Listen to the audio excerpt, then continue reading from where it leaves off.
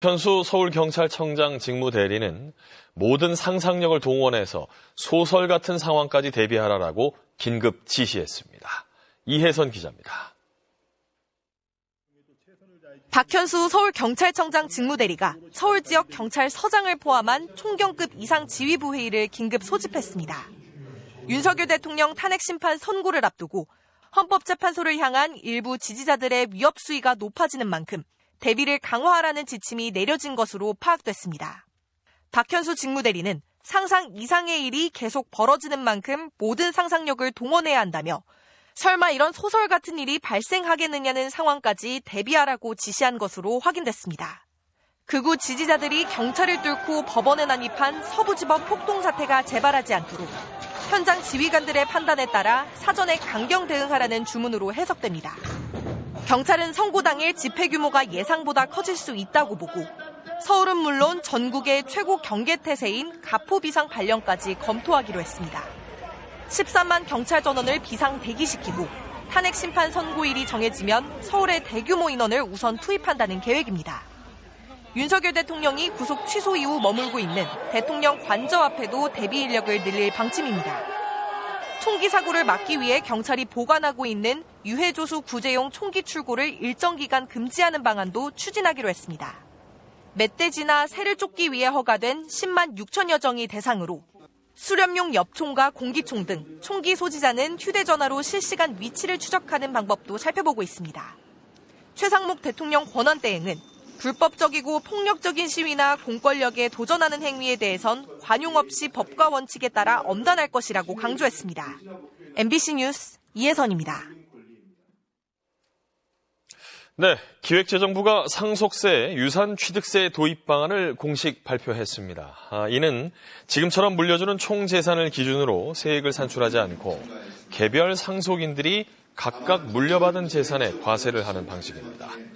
증여세와 동일한 기준을 적용하는 것으로 과세 표준 구간이 상속인 수에 비례해서 낮아지는 것이어서 누진세율 체계에서 그 세 부담이 크게 줄어듭니다. 정부는 이달 중으로 관련 법률안을 입법 예고하고 4월 공청회를 거쳐서 5월 국회에 법안을 제출한다는 계획입니다. 미국이 한국을 포함해서 전 세계를 대상으로 예고한 철강 알루미늄에 대한 25%의 관세 부과를 우리 시간으로 오후 1시부터 시행합니다. 트럼프 미국 대통령은 캐나다산 철강과 알루미늄에 50%의 관세를 부과하겠다고 으름장을 놨다가 5시간 만에 철회하기도 했습니다. 장유진 기자입니다. 트럼프 대통령이 지난달 10일 서명한 행정명령에 따라 한국 시간으로 오늘 오후 1시 1분부터 미국에 수입되는 모든 철강과 알루미늄 제품에 25%의 관세가 부과됩니다.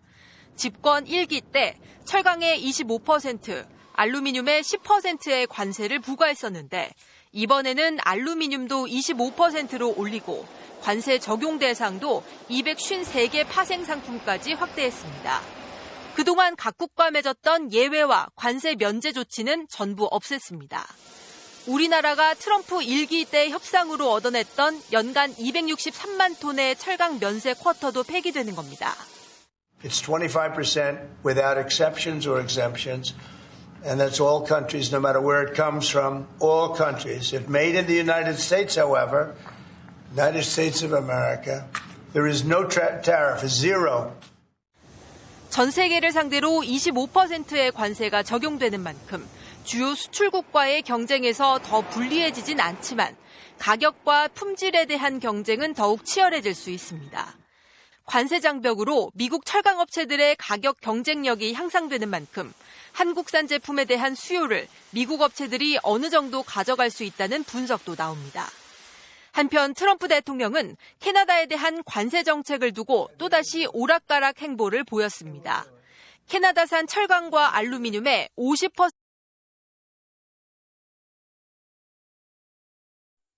헝클어진 짧은 머리에 짙은 회색 옷을 입은 한 여성. 48살 교사 명재환입니다. 명 씨는 지난달 10일 대전의 한 초등학교에서 8살 김하늘 양을 흉기로 찔러 숨지게 한 혐의를 받습니다. 사건 발생 약 한 달 만에 명 씨의 신상이 공개됐습니다. 올해 들어 피의자 신상 공개가 결정된 건 세 번째입니다. 경찰은 어제 열린 신상정보공개심의위원회에서 명 씨의 신상을 공개하는 쪽으로 의견이 모아졌다고 밝혔습니다. 범행이 잔인하고 피해가 중대한 점, 유족들의 의견 등을 고려할 때 공개 요건을 충족한다고 본 겁니다. 유산일이 재발되면 안 되지 않습니까? 가장 핵심적인 것은 재발의 위험. 유산일이 학교에서 또 벌어지면 어떡하느냐. 이게 제일 크다고 보입니다. 신상 공개 결정에 명 씨는 이의가 없다는 뜻을 서면으로 전했습니다. 이에 따라 유예기간 없이 오늘부터 다음 달 11일까지 30일 동안 대전경찰청 누리집에 명 씨의 이름과 나이, 얼굴 사진이 공개됩니다. 경찰은 공개된 정보 외에 신상을 유출하거나 주변 인물을 공개하면 형사처벌될 수 있다고 말했습니다. 앞서 명 씨는 경찰의 대면 조사에서 범행을 모두 인정한 걸로 알려졌습니다. 경찰은 피해자 조사를 마침에 따라 오늘 사건을 검찰에 송치했습니다. KBS 뉴스 김예은입니다. 내년에 치매 환자가 100만 명을 넘어설 거란 정부 조사 결과가 나왔습니다. 치매 환자를 돌보는 가족 절반가량은 돌봄 부담을 느끼는 것으로 나타났습니다. 진선민 기자입니다. 보건복지부는 올해 우리나라 치매 환자 수를 97만 명으로 추정했습니다. 인구 통계를 감안하면 내년에는 치매 환자가 100만 명을 넘어설 것으로 내다봤습니다. 보건복지부는 이 같은 내용이 담긴 치매 역학조사와 실태조사 결과를 발표했습니다. 2023년 65세 이상 노인의 치매 유병률은 9.25%로 직전 조사인 2016년 9.5%에 비해서는 소폭 줄었습니다. 경도 인지장애 유병률은 28%로 2016년보다 6%포인트가량 증가했습니다. 치매 위험성이 높은 경도 인지장애 진단자는 올해 298만 명,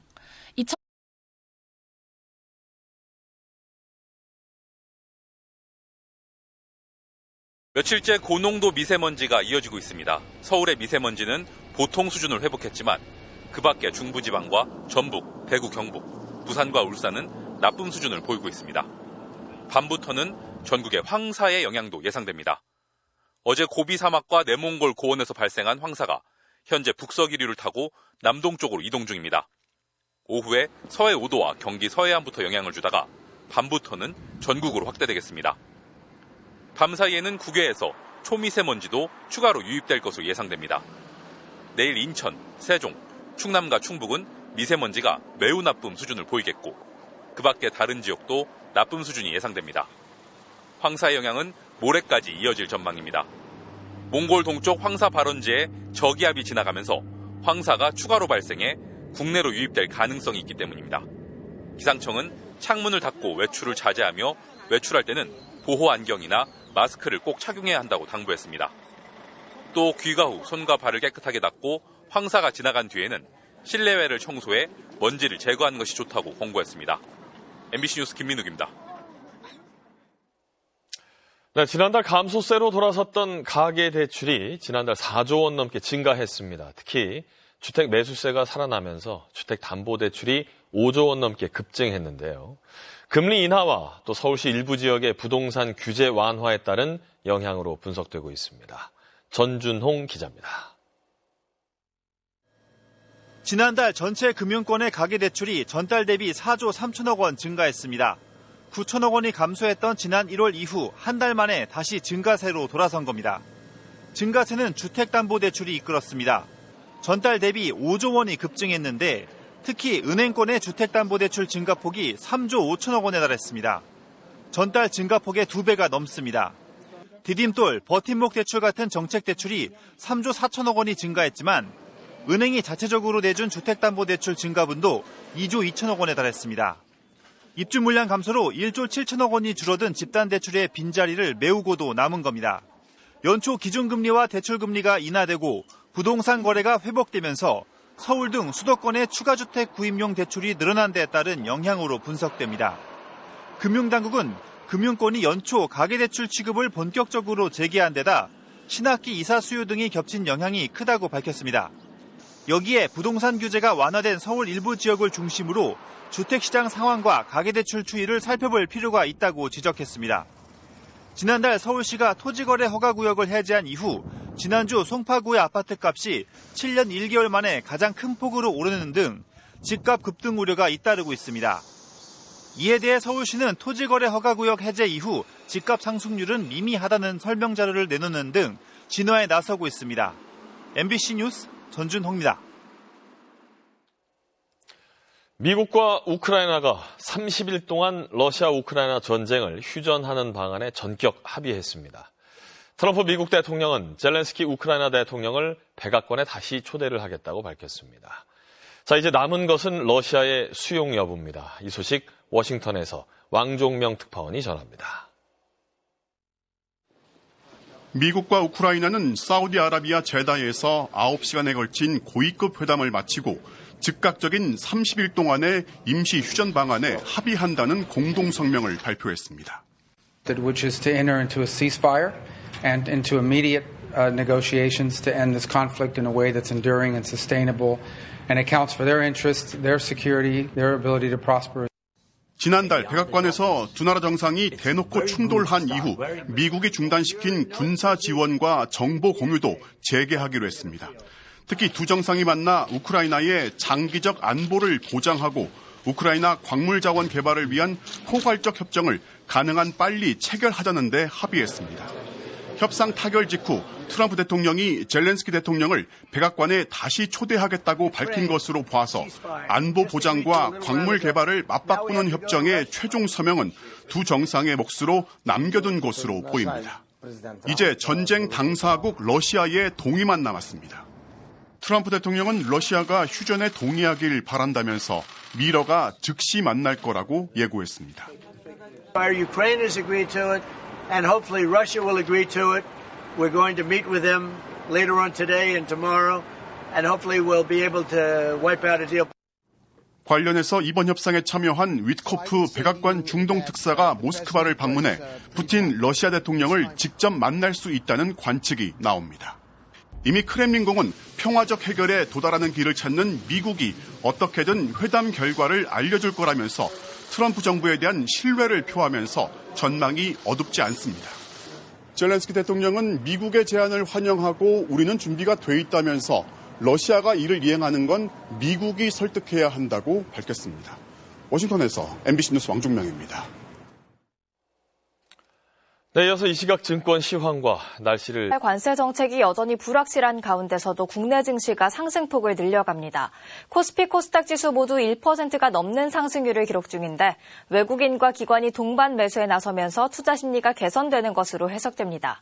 특히 유가증권 시장에선 대형 반도체주와 2차 전지주가 강세를 보이며 지수 상승을 주도하고 있습니다. 이 시각 현재 코스피 지수는 40.53포인트 상승한 2578.13포인트로 코스닥은 11.92포인트 상승한 733.42포인트로 움직이고 있습니다. 투자 주체별 매매 동향을 보면 유가증권 시장에선 외국인과 기관이 순매수 우위를 나타내고 있습니다. 시가총액 상위 종목 대부분이 상승세입니다. 삼성전자가 3% 가까이 오르고 SK하이닉스는 4% 이상 오르는 등 대형 반도체주가 강세입니다. 중국에서 범용 반도체 수요가 예상보다 빠르게 개선되고 있다는 관측 때문입니다. 이어 LG에너지솔루션이 2% 안팎의 상승률을 기록하는 등 2차 전지주도 강한 상승 탄력을 보이고 있고 장중 10만 원 선을 돌파했던 현대로템은 약 5% 상승률을 유지하고 있습니다. 이 시각 현재 중국 증시는 하락세를, 일본 증시는 상승세를 나타내고 있습니다. 지금까지 삼성증권이었습니다. 오늘은 중서부 지방 곳곳에서 한때 비가 조금 내리겠습니다. 조금 전 서울. 네, 수요일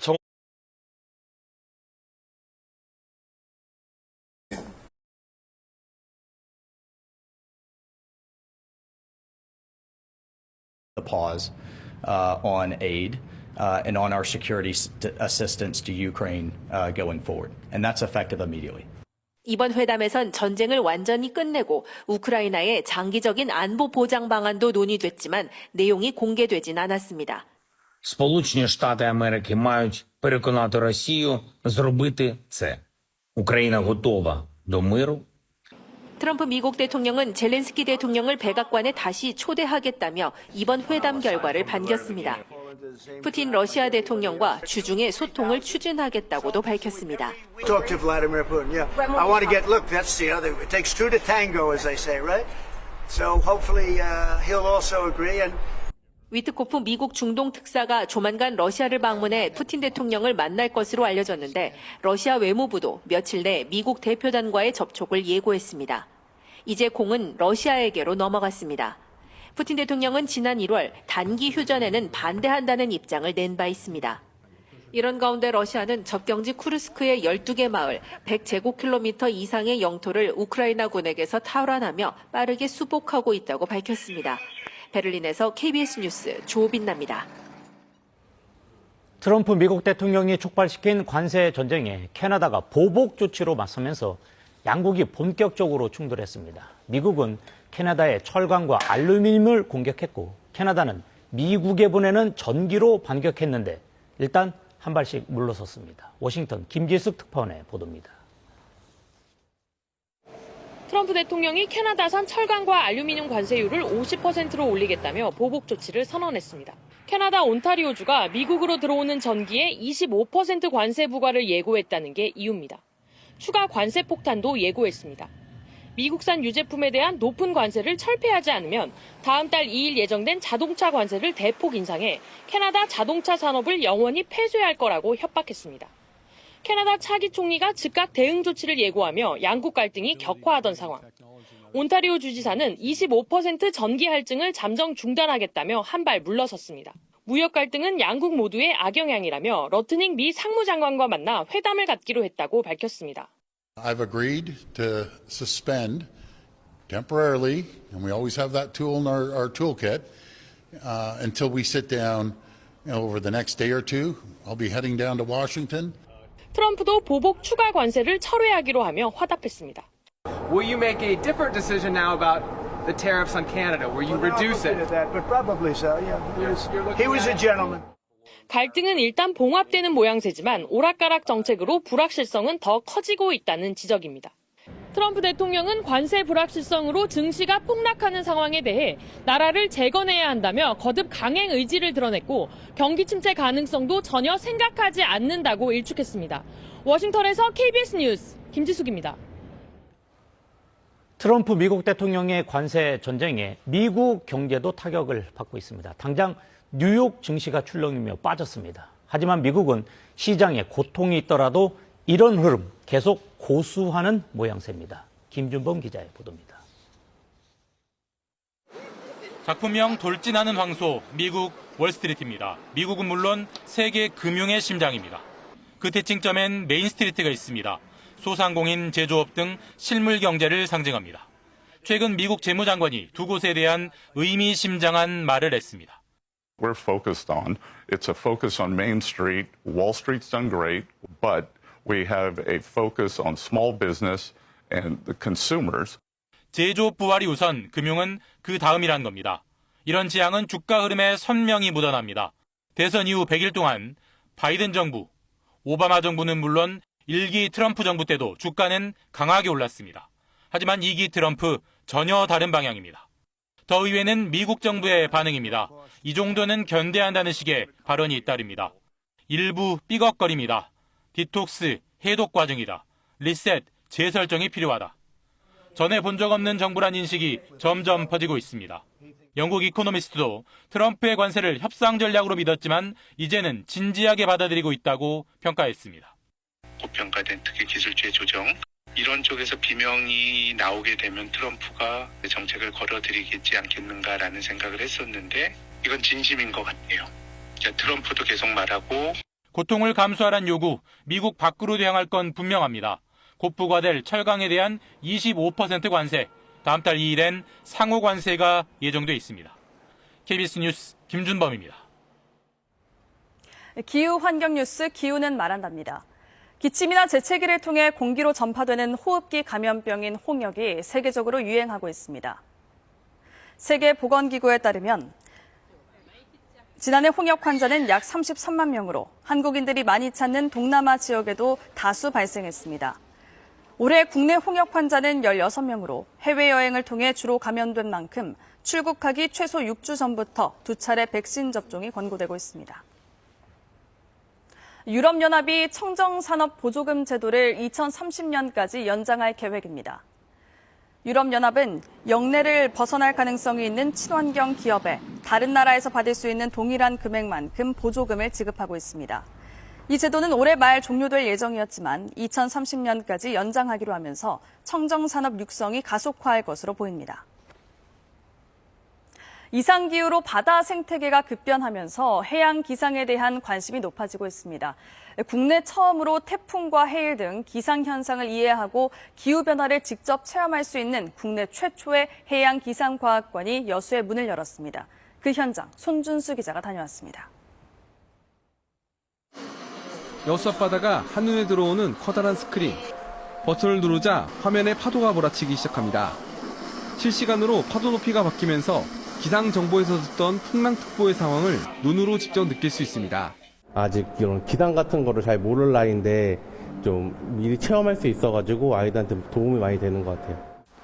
전국에서 처음 해양 기후를 주제로 한 국립여수해양기상과학관이 시범 운영을 마치고 정식 운영에 들어갔습니다.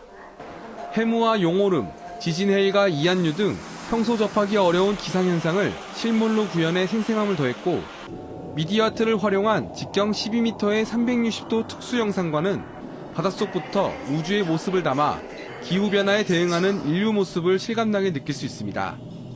지상 3층 규모로 다양한 프로그램을 갖춘 해양기상과학관은 기존의 과학관과 다르게 태풍과 해일 등 해양기상을 직접 체험할 수 있는 게 특징입니다. 임시 개장 기간에도 주말 하루 이용객은 1000명 이상으로 어린이와 가족 단위 나들이객들에겐 벌써 입소문이 났습니다. 여수의 새로운 교육관광 명소가 될 전망입니다. 청소년과 가족 단위 등 다양한 대상에 맞춘 과학 공연과 흥미로운 체험 교육 프로그램으로 시민들과 가까이 과학을 배우고 즐기고 체험하는 과학관입니다. 국립여수해양기상과학관은 전시와 프로그램 다양화를 위해 이달부터 유료 관람으로 전환하는 가운데 여수시는 과학관과 여수 세계선박람회를 연계한 관광 콘텐츠 개발에 나설 계획입니다. KBS 뉴스 손준수입니다. 이 시각 주요 뉴스입니다. 윤석열 대통령에 대한 탄핵 심판 선고를 앞두고 국민의힘은 탄핵 심판 각하와 기각을 요구하는 탄원서를 헌재에 냈고 민주당은 국회에서 광화문까지 걸어서 행진하는 장외 투쟁에 나섭니다. 헌재는 내일 최재해 감사원장과 이창수 서울중앙지검장 등의 탄핵 심판 사건을 먼저 선고합니다. 정부가 상속세를 부과할 때 상속해주는 재산을 기준으로 했었던 기존 방식에서 상속받는 재산별로 따로 세금을 매기는 과세 체계를 전면 개편하기로 했습니다. 상속받는 자녀가 많을수록 세금을 줄일 수 있는데 정부는 2028년 시행을 목표로 법 개정을 추진합니다. 지난달 대전의 한 초등학교에서 김하늘 양을 흉기로 찔러 숨지게 한 혐의로 수사를 받고 있는 가해교사 48살 명재환의 신상이 공개됐습니다. 경찰은 범죄의 잔인성과 피해자 유족 의견 등을 고려해 신상 정보를 공개하기로 결정했습니다. 현재 97만 명인 우리나라의 치매 환자 수가 내년엔 100만 명을 넘을 걸로 보입니다. 치매 환자를 둔 가족의 절반가량은 경제적 어려움 등으로 돌봄의 부담을 느끼는 것으로 조사됐습니다. 주요 뉴스 전해드렸습니다.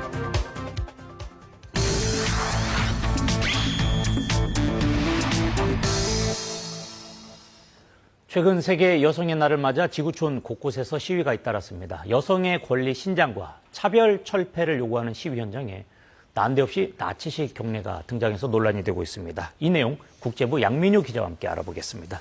어서 오세요. 안녕하세요. 여성의 날 시위에 어쩌다가 나치식 경례가 등장한 겁니까? 네, 프랑스 파리에서 일어난 그 시위 도중 벌어진 일인데요. 네. 세계 여성의 날을 기념해서 개최된 대규모 집회에서 한 여성단체가 퍼포먼스를 선보였는데 이 나치식 경례가 등장했습니다. 이들은 독일 나치를 연상시키는 모자와 상징을 내세운 채 상의를 입지 않고 시위를 벌였는데요. 전염병처럼 번지는 파시스트에 페미니스트들은 반격한다, 이런 구호를 외쳤습니다. 지금 극단적인 전체주의적 파시즘 반대 이런 메시지인데 그렇다면 구체적으로 누굴 비판한 겁니까? 네, 이 여성단체 회원들이 외치는 이름을 들으면 바로 아실 텐데요. 들어볼까요? 네.